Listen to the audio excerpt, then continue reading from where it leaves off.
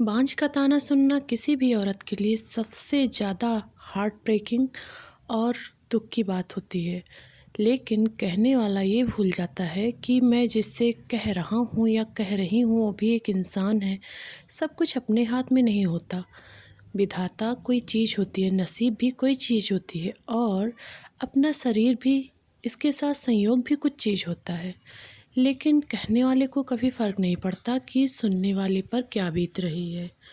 आपने अगर कभी भी इनफर्टिलिटी फेस किया है या फिर आपके साथ पड़ोस में कभी किसी ने इनफर्टिलिटी फेस किया है, तो वो इस दुख को ज़रूर समझेगा। नमस्कार, मैं स्नेहा ठाकुर स्वागत करती हूँ आप सभी का आज के इस वीडियो में। तो चलिए आज बात करते हैं इनफर्टिलिटी की।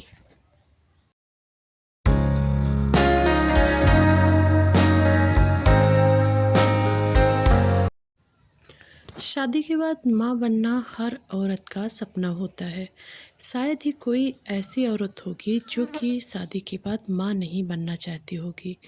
आज के मॉडर्न युग में लोग थोड़ा लेट तो ज़रूर करते हैं, लेकिन माँ बनना हर किसी का सपना होता है। कभी कभार ऐसा होता है कि उम्र ज़्यादा होती है, कभी कभार होता है इन्वायरमेंट ऐसा होता है, या कभी कभार खुद का शरीर ही साथ नहीं देता। कुछ ऐसे कारण ज़रूर होते हैं जिनकी वजह से इन चीज़ों में इनफर्टिलिटी फेस करना पड़ सकता है। कोई भी ये नहीं चाहता कि मैं माँ ना बनूं, लेकिन कई बार ऐसा होता है कि आपकी रिपोर्ट सारी बहुत नॉर्मल होती हैं।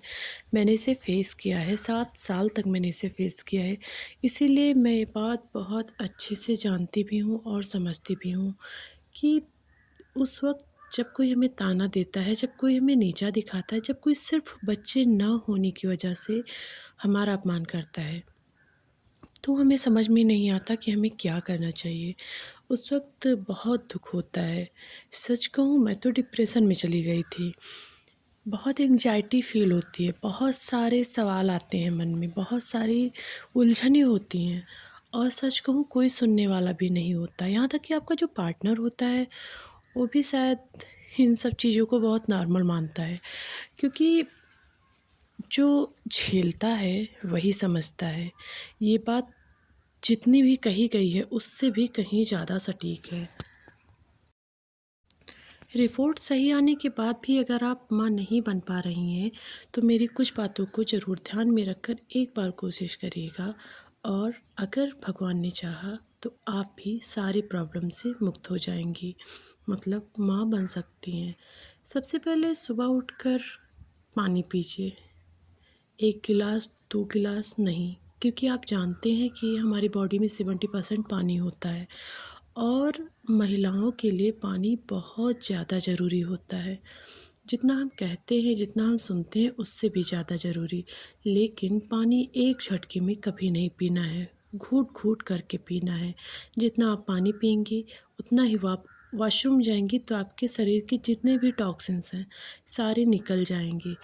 ज़्यादा पानी पीने के साथ मैंने ये भी देखा कि मेरा स्ट्रेस लेवल कम हो रहा है, क्योंकि जब आप थोड़ी-थोड़ी देर पर पानी पीते हैं तो आपका ध्यान बढ़ता है। शायद इसी वजह से पानी पीना मेरे लिए किसी चमत्कार की तरह रहा।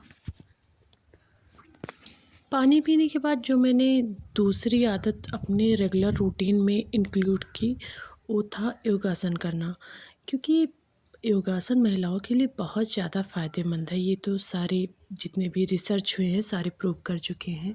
लेकिन मुझे लगता है कि महिलाओं के हार्मोन्स को बैलेंस करने के लिए बटरफ्लाई पोज से ज़्यादा बेहतर तो कुछ भी हो ही नहीं सकता। इसीलिए मैं डेली बटरफ्लाई पोज करती थी, ज़्यादा नहीं करती थी, 50 से 60 बार, लेकिन हाँ कंसिस्टेंसी थी, रेगुलर करती थी। और मुझे लगता है इससे ना सिर्फ मैंने कंसीव आराम से किया, बाकी मुझे लगता है कि इससे मेरे पीरियड भी रेगुलर हुए, जिसने मुझे बहुत बेनिफिट दिया। तो आप भी ट्राई कर सकते हैं। बटरफ्लाई पोज बहुत आसान है। आप वीडियो सर्च करिए और आराम से अपने बेड पर बैठकर 50 बार 60 बार आराम से आप कर सकते हैं। 100 बार, मतलब बहुत ज़्यादा नहीं, लेकिन कर सकती हैं। तीसरी आदत जो मैंने अपनाई, अपने डाइट में इंक्लूड करी, वो थी मेरी शतावरी की चाय। शतावरी टी मैं दिन में 1 बार ज़रूर लेती थी। करना कुछ नहीं था, शतावरी की जो रूट होती हैं उनको 1 गिलास पानी में डालकर बॉयल करना होता है। जब वो 1 कप रह जाए, घूँट-घूँट करके पी लीजिए। शतावरी रिसर्च बताते हैं कि शतावरी मतलब हमारे हार्मोन्स को बहुत अच्छे से बैलेंस करके चलता है। इसके अलावा आपके मूड पर भी, अगर आपके हार्मोन्स बैलेंस रहेंगे तो ज़ाहिर-सी बात है आपके मूड स्विंग्स कम से कम होंगे, और हार्मोन्स बैलेंस होने की वजह से आपको कंसीव करने में बहुत आसानी होगी। तो मुझे तो लगता है कि शतावरी टी ना सिर्फ मेरे कंसीव करने के पहले, मेरी डिलीवरी के बाद भी मेरे लिए बहुत रामबाण सिद्ध हुई है, क्योंकि उसने मेरे हार्मोन्स को बैलेंस किया। मेरा ओवरवेट था, तो मुझे उसमें भी काफ़ी फ़ायदा मिला। शायद आपको यकीन ना हो, लेकिन सोना आपके लिए अमृत से कम नहीं है। आपने अगर अब तक बहुत सारे डॉक्टर के चक्कर काट लिए हैं और कंसीव नहीं कर पा रही हैं, सारे आपके चेकअप, जितने भी आपकी रिपोर्ट्स हैं, सारे नॉर्मल हैं, तो आप एक बार खुद देखिए कि ऐसा तो नहीं है कि आपकी नींद ही नहीं पूरी हो रही है। क्योंकि महिलाओं के लिए सोना सोना हम सबके लिए ज़रूरी होता है, लेकिन ख़ासकर इस टाइम में महिलाओं के लिए सोना बहुत ज़रूरी होता है। 7 घंटे की नींद, 6 घंटे की नींद, जो भी नींद हो आपकी, एकदम डीप गहरी वाली नींद, स्ट्रेस फ्री नींद, आपके लिए किसी भी दवा से कम नहीं है। तो अगर आपके सोने का रूटीन गड़बड़ा रहा है, तो सबसे पहले उसे सही करिए, क्योंकि अगर आप हेल्दी लाइफ़स्टाइल अपनाएँगे, तो ज़ाहिर-सी बात है कि कंसीव करने में कोई भी प्रॉब्लम नहीं होगी।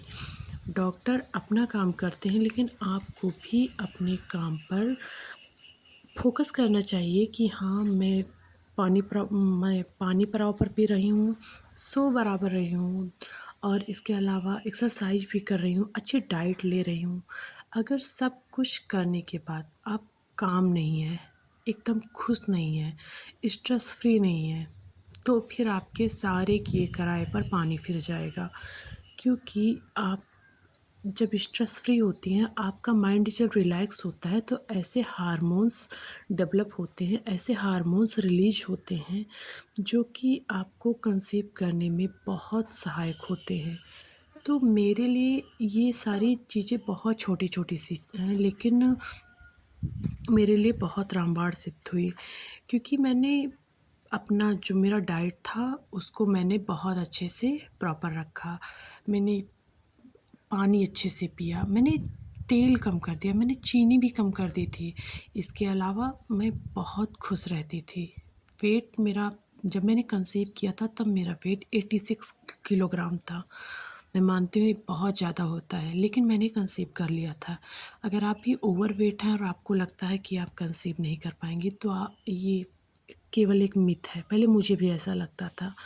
लेकिन वेट मैनेज करना बहुत अच्छी बात है, लेकिन ओवरवेट के साथ भी कंसीव किया जा सकता है, अगर आप ये अपनी इन्हीं कुछ आदतों को सुधार लेंगी।